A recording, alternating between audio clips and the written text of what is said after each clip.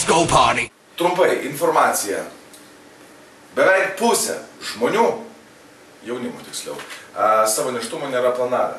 Tai va, ir čia dabar kiti du duomenys, tai yra 47% moterių ir 40% vyrų, šiaip apskritai pasaulyje pirmą kartą susitikę su kažkokiu partneriu, nenaudoja jokių saugojimo priemonių. Dėl to, kad pamiršo, dėl to, kad apskritai jų nenaudoja pastoviai arba partnerių neturi pastovių, kas yra labai gražiai tragiška.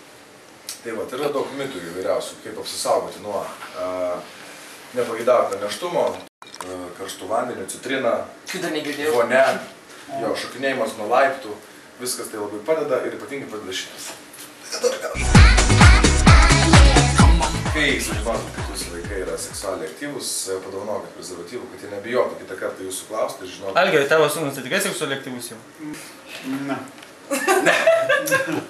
Kokį apsisaugojimo būdą naudojo senovės egiptiečiai? Čia moterys ar vyrai? Moterys. Egiptietės. Ne. Sėdavo gulti su krokodilais ir tada pabėgdavo visi vyrai. Arčiau krokodilas yra? Ne, imdavo iš krokodilo kai ką, bet ne žarnas. Žarnas. Kiaušinius. O ką ten gali iš krokodilo paimti? Ką žarnas? Skrandžio gal. Šūdai. Ne, jos darydavo Krokodilo šūdukų prisidėdavo. mėšlo kamštuką. Eik, Smari. Tai jos ir ant galvos dėdavo. O veikdavo kontracepciją šį? Taip, išbandyk. Ten yra šarmas. Kokia tu kontracepcija tau primtiniausia? Geriausia kontracepcija. No sex, no kids. O! Ir dėl to taip gerai yra atrodos. Amanda.